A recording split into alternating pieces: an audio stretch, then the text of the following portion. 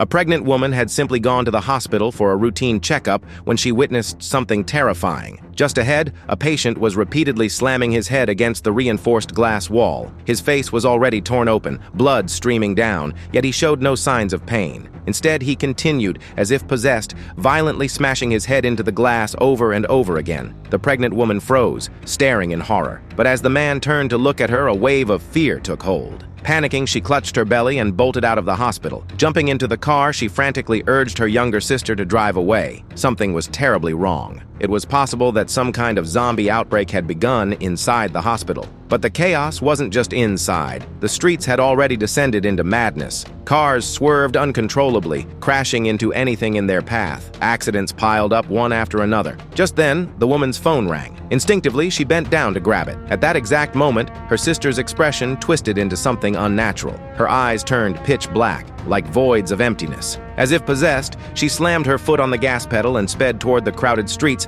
aiming straight for the panicked pedestrians. Lisa, the pregnant woman, desperately grabbed for the steering wheel, struggling to regain control. But in the chaos, the car veered off course and crashed into a parked vehicle. The impact sent their car flipping over, landing upside down. Miraculously, both sisters survived with only minor scrapes. Shaken, Lisa crawled out of the passenger seat, only to see her sister moving robotically, as if under a spell. Without a second thought, she walked straight into the middle of the road, right into the path of an oncoming truck. The impact sent her flying. The city was in complete mayhem. Screaming civilians ran in every direction, desperate to escape. Lisa, trembling and terrified, had no choice but to run with the crowd. In the panic, she tripped and fell hard onto the pavement, clutching her stomach in pain. A kind woman noticed Lisa struggling and reached out to help her. But just as she pulled Lisa to her feet, her expression suddenly changed. Horror filled her face, as if she had just seen something unspeakable. Then, just like Lisa's sister, she walked aimlessly into the street, straight toward a burning car. Without hesitation, she got inside.